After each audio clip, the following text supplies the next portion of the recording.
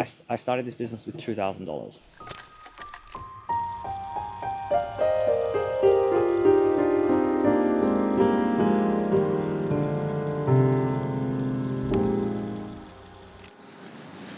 Did you ever think you'd be in China? It was one of those things where I was like, I've got to get there. I never knew I would be coming back as frequently. I didn't think it was going to be this valuable. So that was my biggest thing. That's what I didn't expect. Raymond, what year is this? Stage us. Okay, so we're just leaving Hong Kong now, and over the last few days while being in Hong Kong, I've had a really good opportunity to reflect on really the business as a whole and like where we first started, where we came from, and how since focusing on China production and moving our production to China has actually allowed us to grow so much. For a bit of context, for those who don't know how the business started, I started this business with $2,000 and a bunch of blank t-shirts from America and some local screen printing. They were essentially made to order. As the orders come in, which there weren't many of, I'll print them myself and then send the product out. That's how we ran things for a few years. If you've seen our previous videos, you would have seen how difficult it was for us to grow the business. What held me there was, one, it's low risk, like I only order what I need. I just kept doing what was easy. The big turning point for me was COVID. If you remember back to COVID, a lot of businesses and brands exploded and blew up during that time. And for us, it wasn't the case. During COVID, those European and US suppliers completely shut down. So I was left high and dry. I had no way to get product in. Storage issues, logistics and things. That whole period where a lot of customers, especially in Australia, were getting the stimulus checks from the government. Everyone had money, everyone was at home, and everyone was willing to spend. So a lot of brands obviously took advantage of that, but we didn't. After that whole period, it forced me to look at the business, and I understood that product and supply chain was one of the most, if not the most important part. That's when I used my network, spoke to guys that I knew that were in the same industry and had been working with China, started to do my research and found some manufacturers. I purely just found them online. Started sampling and started working with them. Now, at that point, I had two manufacturers that I was working with. And already, just working with China off the bat, regardless of how good the suppliers were, was a massive relief. Like, it allowed me to get enough product to be able to sell.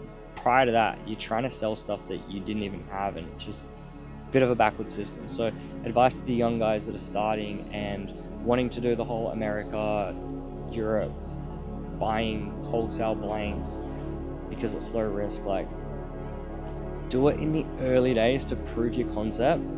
But if you're serious about it, you have to go to China as fast as possible. So we were working with the two suppliers for about 2 years until we really quickly saw that one of the suppliers was not up to standards. Product would come back incorrect, batches of teas would come too short or too long, or weren't pre-shrunk. So we really went through every mistake you can go through and had every issue possible happen to us. Delayed shipping, lost shipments, like everything. But the one other company that we were working with were just doing shorts for us, and they were so good. They were bulletproof. Nothing went wrong. Everything was on time. Everything was perfect. So I started sampling all the other products with them as well. At that point, I started shifting all our production to that one company, which are the guys that we still work with today. The guys you would have seen in our last video. They've been absolutely amazing. Get to about 2023, we've shifted all production across to them. We're giving them all of our orders. We're growing because the product is good. So we've got a finger on the pulse. We're designing new stuff, putting it into production, sampling. We've got this workflow going now.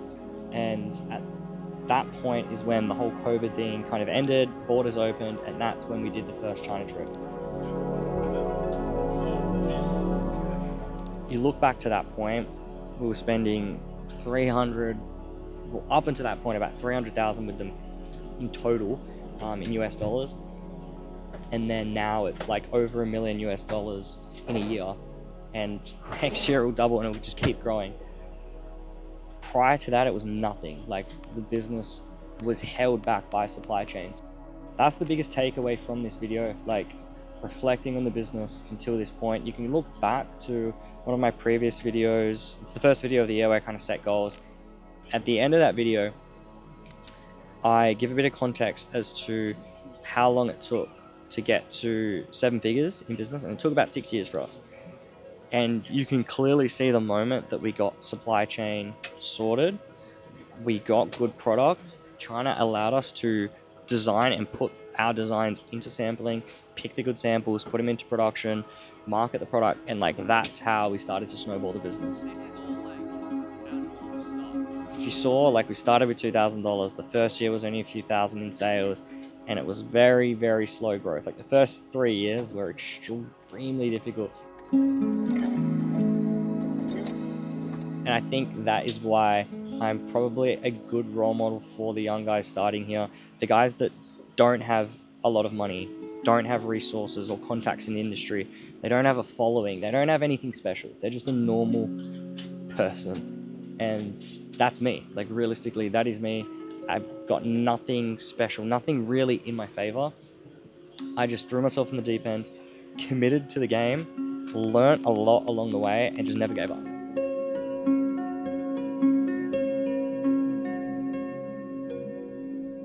I'm very much still at the beginning, but yeah, I've taken it on board this year to educate as much as possible and inspire the young kids. And how I explained it to someone the other day was, I'm trying to be the person that I was looking for back when I started in 2018.